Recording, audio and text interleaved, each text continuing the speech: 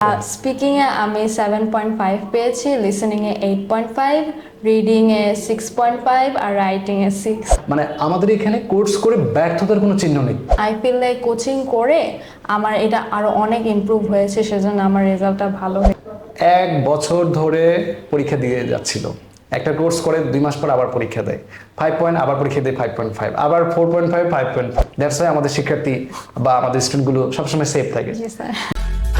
It's BNB Education, Bangla and British. আসসালামু আলাইকুম everyone, আপনাদের সবাইকে স্বাগত জানাচ্ছি বিএনবির আরেকটি সফলতার গল্পে। আজকে গল্পে আমাদের আরেকজন স্বনামধন্য শিক্ষার্থী, তার নাম আফরা নাওয়ার। তিনি রিসেন্টলি আইএলটিএস পরীক্ষা সম্পাদন করেছেন।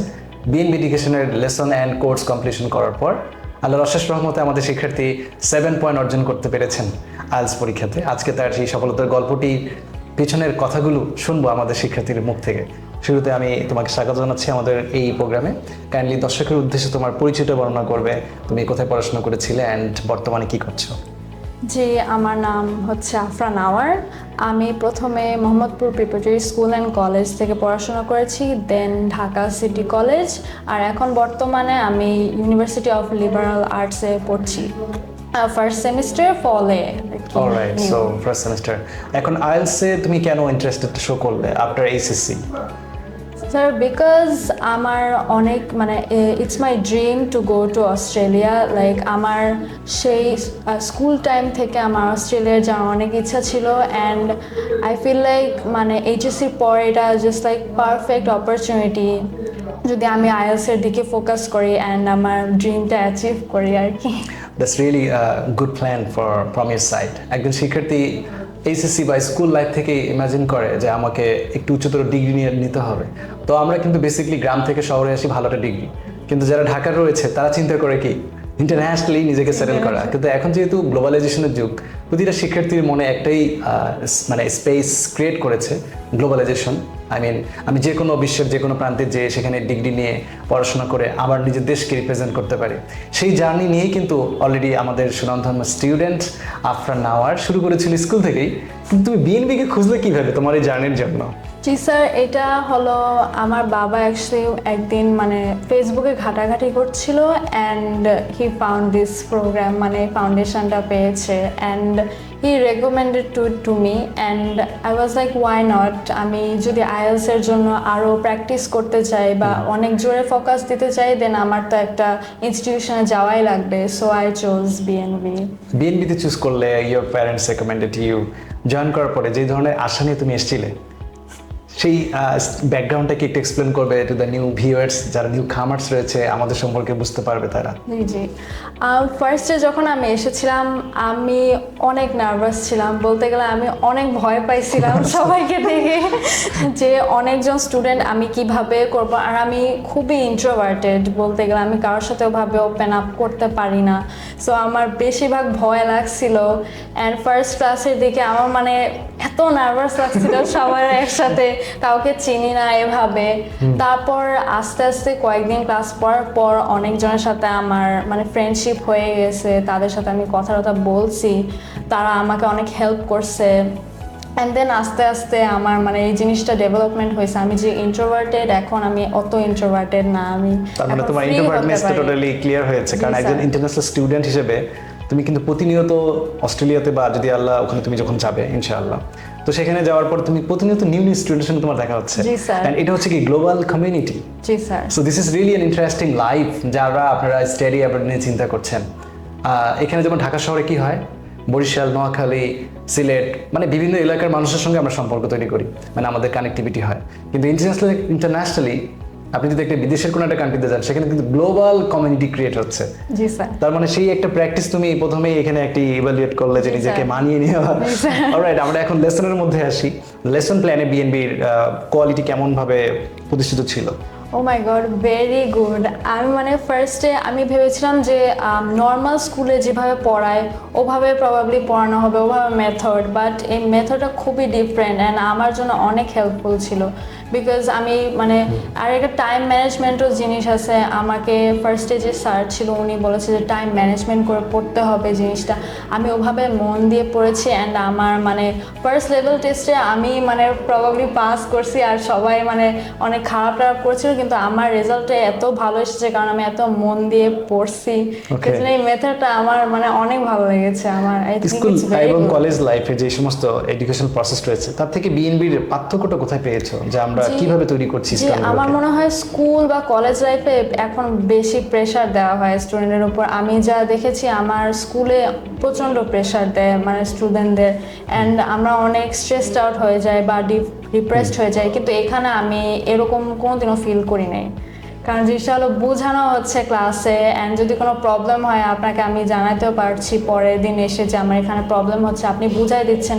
সেটা কিন্তু মেনলি স্কুলে এভাবে হয় না, স্কুলের টিচাররা কিন্তু টাইম দেয় না স্টুডেন্টদের। আমাদের এখানে যে ওয়ার্কশপ সেশন রয়েছে, আফটার ক্লাস অ্যাক্টিভিটিস, যে ক্লাসের পড়া ক্লাসই শেষ হবে, শিক্ষার্থী বন্ধুরা যারা নতুন আমাদের সম্পর্কে জানছেন, বেসিক্যালি বিএনবি এডুকেশন আমরা একটা প্রতিষ্ঠান। আপনাকে শুধু গতানুগতিক আমরা যে লেসন দিব তা না, লেসনটি আপনি অ্যাবজর্ব করতে পেরেছেন কিনা, কতটুকু বুঝলেন, সেই বোঝাটা কিন্তু আমরা আপনাকে বাসায় বলবো না যে বাসায় পড়েন। আপনাকে আমরা আমাদের ওয়ার্ক স্টেশনে বসাবো, এখানে আপনি যা যা শিখেছেন তা আপনার ক্লাসের মধ্যেই শেষ করবেন। এখানেই পড়াটা আপনাকে শেষ করতে হবে, টিচার এখানে মেনটেন্স করবে। আপনার দ্যাট টিচার যদি আপনাকে অ্যাপ্রুভ করে ইউ মে গো নাও, তাহলে আপনারা বাসায় যেতে পারবেন, মানে পড়াটা শেষ করে যেতে হবে। অ্যান্ড আপনি এভাবে এক সপ্তাহ পার হওয়ার পর আপনি নিজেকে কতটুকু ইম্প্রোভাইজ করেছেন, আই মিন আপনার স্কিল কতটুকু ডেভেলপ হলো, সেটা আমরা চেক করি একটি লেভেল টেস্টের মাধ্যমে।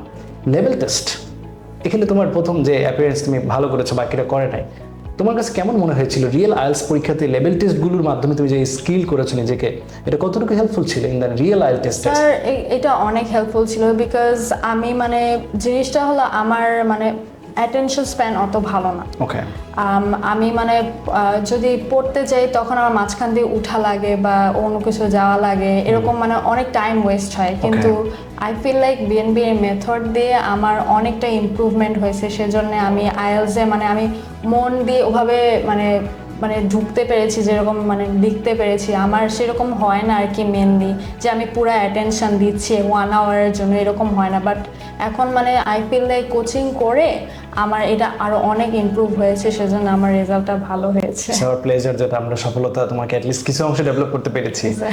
ইন্ডিভিজুয়ালি আইএলস এ তুমি কত স্কোর পেয়েছো? আমি আইএলস এ 7 এন্ড ইন্ডিভিজুয়াল ব্যান্ড স্কোর যদি দর্শকের উদ্দেশ্যে বলতে। স্পিকিং এ আমি 7.5 পেয়েছি, লিসেনিং এ 8.5, রিডিং এ 6.5 আর রাইটিং এ 6। রাইটিং এ 6, সবকিছু মিলিয়ে 7। এখন যদি টাইম ম্যানেজমেন্টের কথা বলি, ফাউন্ডেশন প্রোগ্রাম তুমি basic to IELTS A join করেছিলে। জি স্যার। তো বেসিকে কত সময় লাগলো আর আইএলস কোর্স করতে কত টাইম লাগলো? অনেকে একটা টাইম ফ্রেমের একটা প্রশ্ন থাকে। বেসিকে একটু টাইম লাগতে পারে, কারণ বেসিক্সটা জিনিসটা হলো তোমাকে ফার্স্ট থেকে একদম মানে শেখানো হচ্ছে, সেখানে একটু টাইম লাগতেই পারে, কারণ লেভেল টেস্টেরও মানে ব্যাপার আছে। তুমি যদি একটা লেভেল টেস্টে খারাপ করো, তোমার কিন্তু আবার দিতে হবে জিনিসটা টু ইমপ্রুভ ইয়োর সেলফ। এই লেভেল টেস্টটা দেওয়া মানে যে তোমার নিজেকে প্রুভ করা হচ্ছে যে না আমি পারি, মানে জিনিসটা আমি পারছি, সেজন্য আমি পরেরটায় যাব। সো বেসিক্সে একটু টাইম লাগতে পারে, বাট আইএলসে পরে লাস্টে আইএলসে গেলে তোমার মানে কোনো টাইম লাগতেছে না, মানে সাথে সাথেই হয়ে যাচ্ছে তাড়াতাড়ি। কত সময় লেগেছিল তো আইএলস এর মধ্যে? স্যার আমার তো মানে 1 মাসের মতন এরকম লেগেছিল। Only 1 month. তার মানে আপনারা যারা আইএলস এর কোর্স করছেন অনেক মানে নিজে নিজে বা বিভিন্ন জায়গাতে, ইটস লাইক 2, 3, 4, 5 মান্থস, আবার পরীক্ষা দিচ্ছেন, আবার পরীক্ষা দিচ্ছেন, আবার কোর্স করছেন, আবার পরীক্ষা দিচ্ছেন। এরকম স্টোরি আমার কাছে আছে যে 1 বছর ধরে একজন স্টুডেন্ট 1 বছর ধরে পরীক্ষা দিয়ে যাচ্ছিল। একটা কোর্স করে 2 মাস পর আবার পরীক্ষা দেয় 5 পয়েন্ট, আবার পরীক্ষা দেয় 5.5, আবার 4.5, 5.5। শিক্ষার্থী বন্ধুরা, শুধুমাত্র আপনি যদি স্কিলড না হন, আপনি যতবারই পরীক্ষা দেন, আপনি কিন্তু আপনার বাবার টাকাগুলো ওয়েস্ট করবেন। এটা ছাড়া কোনো রকম আর উন্নতি হবে না। মানে আর আমাদের স্টুডেন্ট মাত্র 1 মাসের মধ্যে তার আইএলসের কোর্স শেষ হয়ে সে আইএলস 7 পেয়েছে, কিন্তু তার ব্যাকগ্রাউন্ড আই মিন ফাউন্ডেশন ঠিক করতে 2 থেকে 3 মাসের মতো সময় লেগেছে। সো বেসিক যদি দুর্বল থাকে আপনার কিন্তু উন্নতি হবে না। আর বেসিকটা যদি হয় আইএলস রিলেটেড এবং আইএলসের জন্য, তাহলে কিন্তু আপনার জন্য আইএলস কোনো রকমভাবে কঠিন হিসেবে প্রতিষ্ঠিত হবে না। সো আমরা বিএনবি একটি সিস্টেমেটিক্যালি একজন স্টুডেন্টকে একটা তৈরি করছি, যার কারণে আমাদের স্টুডেন্টগুলো কোর্স করি সফলতার দ্বার প্রান্তে পৌঁছে যায়, কোনো ব্যর্থতার চিহ্ন নেই। যেমন তোমার ব্যাচে যে সমস্ত স্টুডেন্ট যাদেরকে আমরা অ্যাপ্রুভ করেছি, মানে রিসেন্টলি যারা পরীক্ষা দিয়েছে তারা কিন্তু সবাই অ্যাপ্রুভ মানে পাস করেছে। আচ্ছা, তার মানে আচ্ছা। এবং আরো যারা নতুন আছে তারা পরীক্ষা দেওয়ার প্রস্তুতি নিচ্ছে, মানে আমাদের এখানে কোর্স করে ব্যর্থতার কোনো চিহ্ন নেই।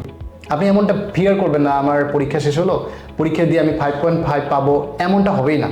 কেন? বিকজ আপনি যদি 5.5 আমাদের মক টেস্টে পান, আমরা আপনাকে আরও ডেভেলপ করবো, আপনার মিস্টেকগুলো ফাইন করব এবং আপনাকে চেক করে দেন ফাইনালি আপনাকে পরীক্ষায় পাঠাবো। দ্যাটস ওয়াই এখানে অ্যাক্সিডেন্ট রেজাল্ট কম হওয়ার কোনো চান্সই থাকে না। দ্যাটস ওয়াই আমাদের শিক্ষার্থী বা আমাদের স্টুডেন্টগুলো সবসময় সেফ থাকে। জি sir. Now last question to you, যে তোমার future plan to the viewers, যে তুমি এখন যেটা তুমি স্কুলে তৈরি করতে পেরেছো, এখন তোমার অবস্থানটা কোথায়? তোমার কাজ কি শুরু হয়েছে?